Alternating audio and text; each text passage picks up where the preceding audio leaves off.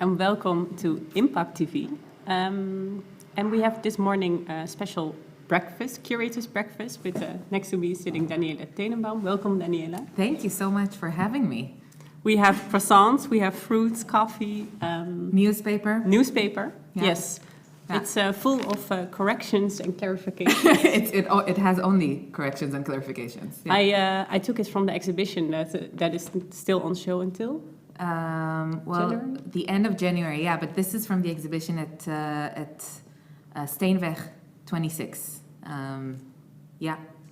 Exactly. So it's full of corrections and clarifications, and let's see if we also will have to do some clarifications after this this breakfast. Okay. So how is the festival so far been for you, Daniela? Yeah.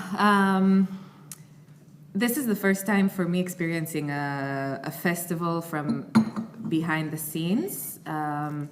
We were together guest curators at the Netherlands Film Festival last year, but it was a very small role, so I didn't get to experience all of the behind the scenes and the production and the curation of things. So this is really the first time for me experiencing this.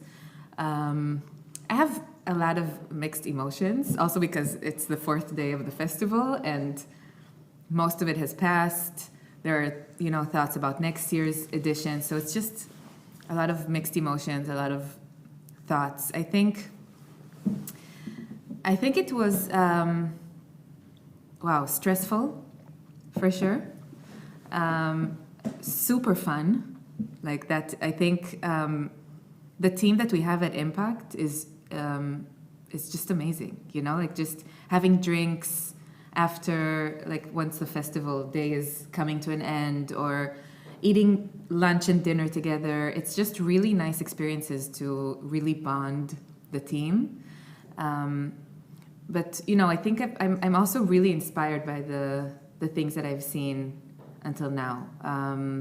My main responsibility, I just have to say that it's very weird for me to sit to be in this position, chair, right? and not in the opposite one. Yes, because you're also sometimes the host of IMPAKT TV. Yes, I am the host of IMPAKT TV sometimes, and I'm not used to answering questions. So we will see how this goes. But I was in charge of the professionals program. So I curated and produced it. And maybe you can tell a little bit more on what this professionals program is, maybe for people who don't know. Yeah, of course. So every year at IMPAKT Festival, we have a professionals program. This is also, many other festivals have it as well. As the name suggests, it's aimed for professionals, professionals from the field. In IMPAKT's case, the field of media art, film, culture in general, and we have I don't know if I want to say separate or additional, perhaps is a better word, program to the main program of the festival. And the program has different talks or panels, different sessions. We have professionals dinners where we have artists presenting their work. It's always artists that are presenting at the exhibition of the festival right now. So in this way, it does relate to the main program of the festival, but it's just something different. It's different people, it's different way of communicating. It's a lot about networking, making connections. And I guess also the chance, right, to speak to the artists, to the curators. Exactly. To get to know, to make new connections. And exchanging a lot of ideas. Yeah, it's. I have really, really enjoyed it so far. I was kind of closed in my room. We have our own professionals room where all of the professional session take place, and that was really my kingdom. And it was just so nice to get the chance to curate this and actually execute this. It was just a really, really fun process. Yeah. And so one of the things that you curated yourself was so you curated the panel on non-curation as curation. Yeah, non-curating as curation. Non-curating as can you, because I joined, we can talk a little bit about it. What was the idea behind this panel? Can you tell us a little bit more on how you got to the... In the meantime, I'm also going to eat because it's breakfast. Please, I will talk. You will eat. So I have to say that I came to the idea of this panel from a very selfish place of thinking of what is interesting for me currently in this whole field of curation, and really coming up with an idea for a panel based on this. So I say that it's selfish, but it's actually super, super privileged. And I'm so happy that I got the chance to do that I have the place to execute all of the ideas that I have. So it's really great. Non-curating as curation. I addressed this very shortly in the panel, but this title has been disputed. Why?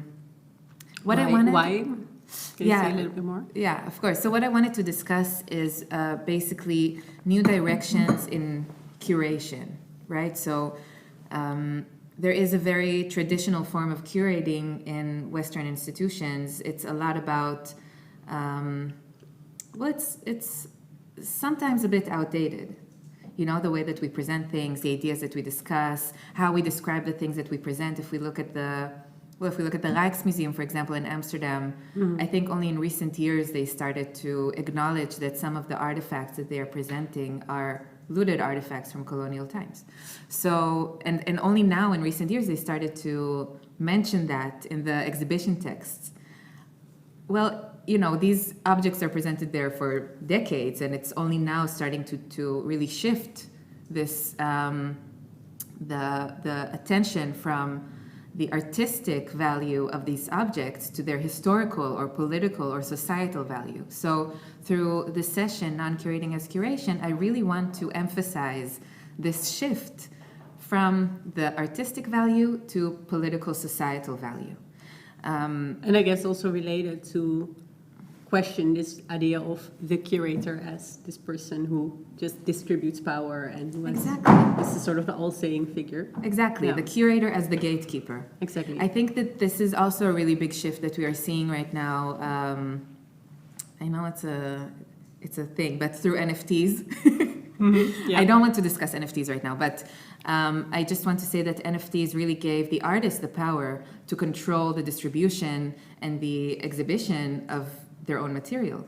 So this is also kind of making us rethink the position of the curator. So I really wanted to address all of that in the festival, and it was actually really nice that Documenta 15 happened this year, because I think that this was the perfect case study to discuss this whole idea behind non-curating as curation.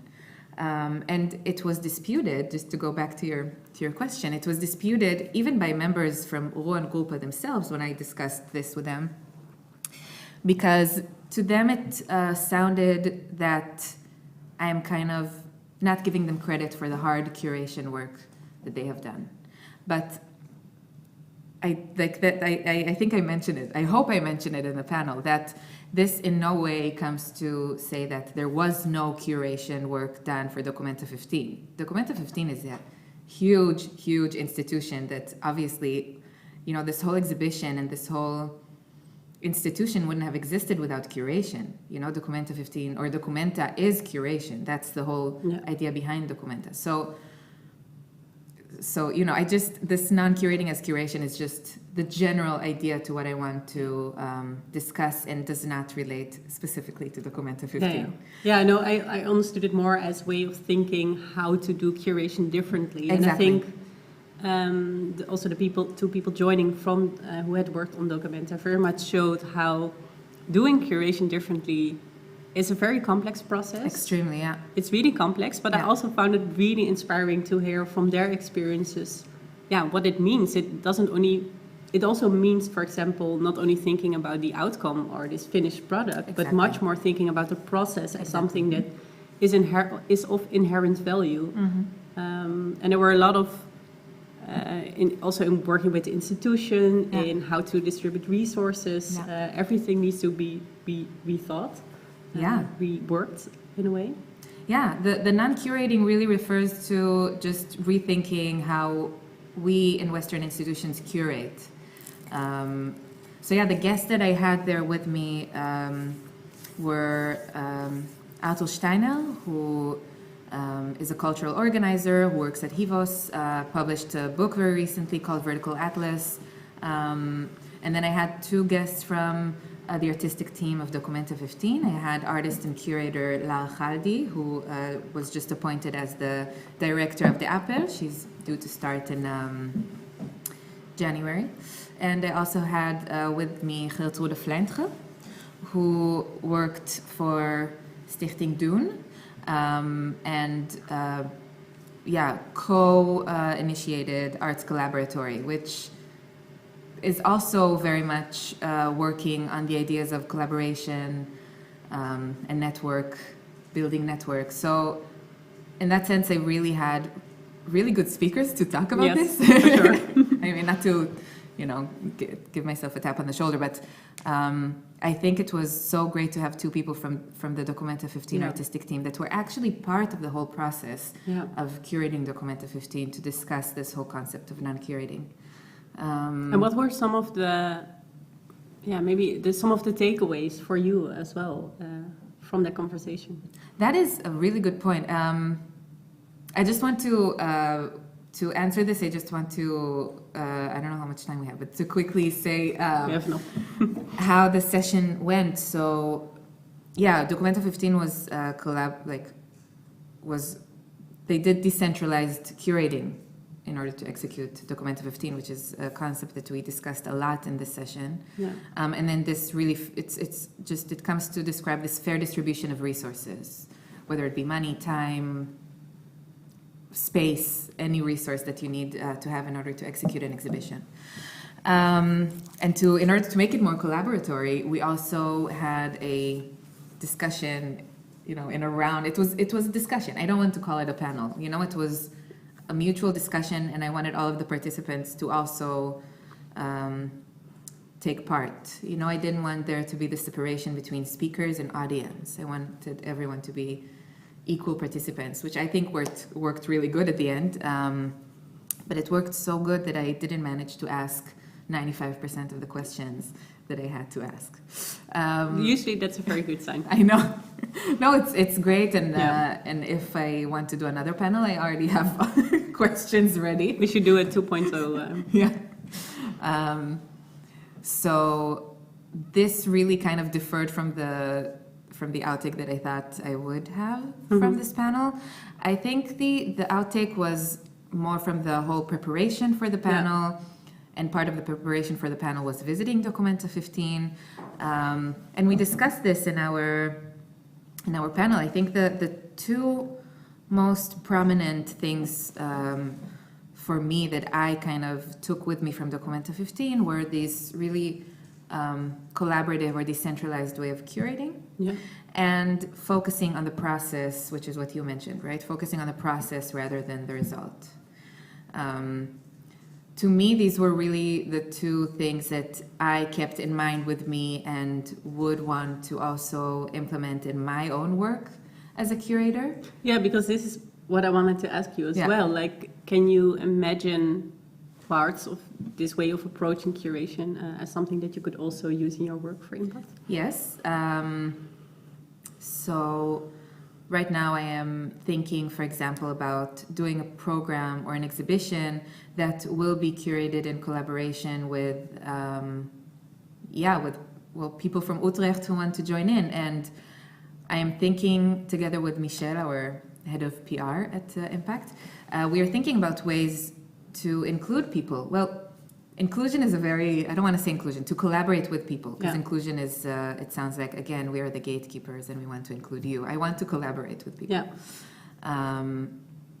We are thinking about ways that we can collaborate with people on this exhibition. One of the ways that we are thinking about it, for example, is a series of, to do this book club or a text club, because I think I think people don't really have time to read complete books. I don't want to put any pressure on anyone to read an entire book, but articles or short excerpts from books, and to have, again, these discussions and talk about these texts and what central ideas we find interesting, what we find less interesting, have people share ideas for other materials we can get inspired from, be it podcasts or films or I don't know, music, whatever it is, performances, you know, that we can go and see and do something together with it, you know, and then build an exhibition from that as something more collaboratory in our space at IMPAKT. I mean, we have such a great space at IMPAKT.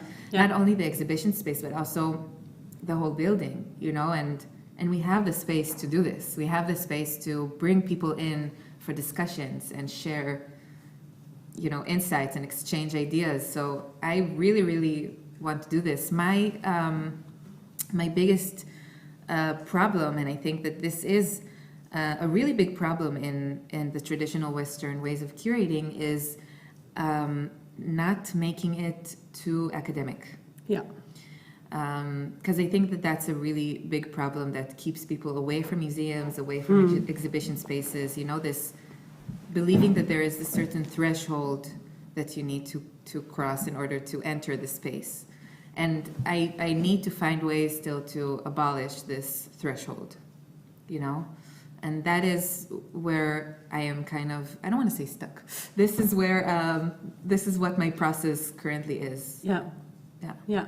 I find that interesting because I do notice that often, or what I sometimes see happening in also efforts to decentralize, to rethink how to approach curating, sometimes the language that is used is really complicated. Yeah. And it is necessary to use new language. Like you said, okay, inclusion, we shouldn't talk about inclusion because it still means that I'm the person who decides who is included and excluded. Yeah. So you want to rethink that language.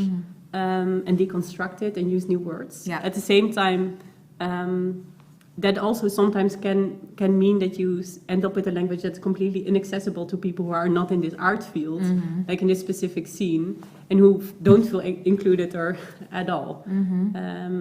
So yeah, I can imagine that is a huge challenge, but I think it's also a nice one to take on. I think it could be really rewarding in that sense. I have a question to ask you. Yeah. I hope that's fine. Yeah. Because you curated Face Value, an exhibition for IMPAKT last year, and you did the panel at the Netherlands Film Festival as it was connected to this exhibition, and both the panel and the exhibition were I don't know how to say, like they were born or they were initiated from your research, from your PhD research. So maybe, I don't know, how was it for you to turn a PhD research, which, you know, it doesn't get more academic than that, into an exhibition and trying to make this more accessible to like a bigger crowd? Yeah. Well, to be honest, this translation part to me is one of the most exciting things ever. I before starting my PhD, I also worked for a project that we did with the university and the Centraal Museum in Utrecht, for example. Curated this exhibition, What is Left Unseen, with the Museum of Equality and Difference team, with really great researchers. So I was really happy to be part of that team and get to experience it. But what I also noticed is sometimes that we had like academics writing wall text that ended up to be like essays. Yeah. And then I had the museum team saying, well, can you explain to us what this term means? Yeah. Or can you, like we have to work with a text of 150 words because that's the max that people read. Yeah. So that was like a big challenge. And I think it's really a struggle sometimes to want to be nuanced and to really address the complexities and to use language that really, you know, hits to the heart of the issue and that does not oversimplify, but also making sure that maybe people who, I think for especially Centraal Museum, that there is an audience who might not be familiar with the terms that we use. Yeah. So you also want to give a possibility of learning that. So that was a huge challenge, and I think I really was sometimes in the middle of this translation part. And that was a very, also a really interesting learning experience for me. Yeah. And so with Face Value, actually it was a very exciting opportunity for me to translate my research to a larger audience, because I am also sometimes frustrated. I'm a researcher, I work at Utrecht University, and I write about art and how it can also invite non-expert audiences to experience why surveillance is something we have to be really critical about. Yes. And I really believe that art in making these invisible structures visible can be a very powerful, important way of doing that. Yeah, I agree. Also because sometimes it doesn't only drags us in through words, but much more through feelings or emotions. So embodied experiences. Yeah.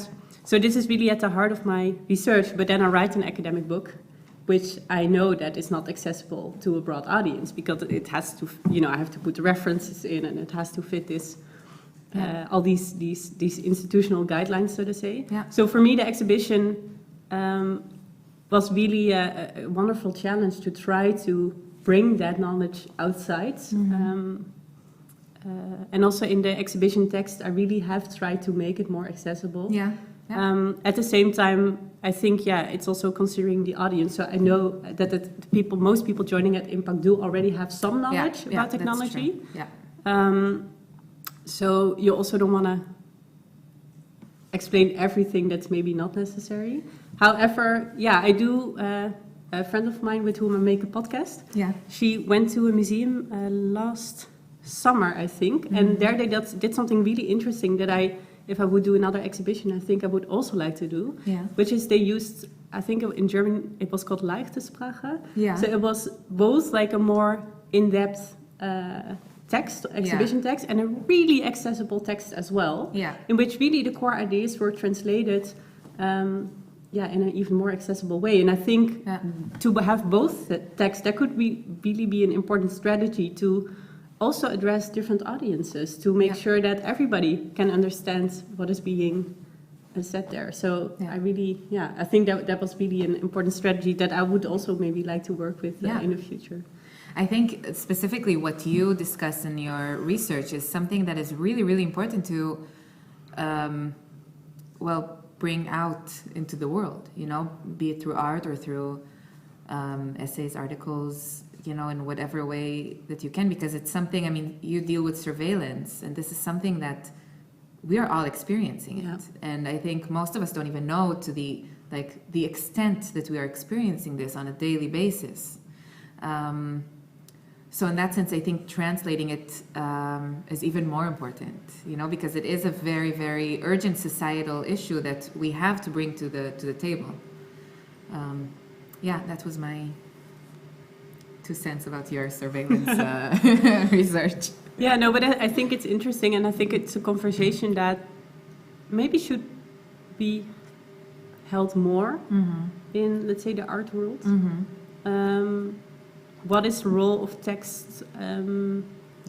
How accessible is it?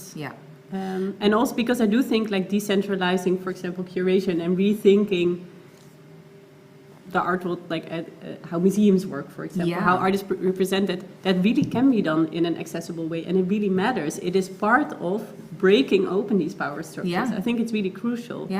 But don't you see maybe the separation between leichte Sprache, like the easy language, if I like to loosely translate it, and difficult language? I don't know, what's the regular, there's the regular text and the easy text. You don't think that this creates some sort of a separation that will still keep people away? Okay, I go to the museum and I have to read the easier texts because I don't understand the hard text. That's, the higher people, the people that know. Yeah, that's a good point. Wrote, It might. On the other hand, I do think also that a lot of people who usually feel like they have to always understand the difficult text. So maybe everything has to turn to leichte Sprache. I'm not sure, because on the other hand, I think there's also really important value in sometimes working with more complex language. But it's a good question. I'm not sure if I have the answer, but it's really good to think through. I don't think that, I didn't bring this question up for an answer, so because I also don't have the answer. This is something that I think we really need to think about. Because I have to say, sometimes I work at a university, and sometimes when I go to museums, I read a text and I really have no idea what I'm reading here. I feel like I have to do a PhD on this topic to understand the text. It's something that I wanted to say while you were saying how you needed to translate what your research is about.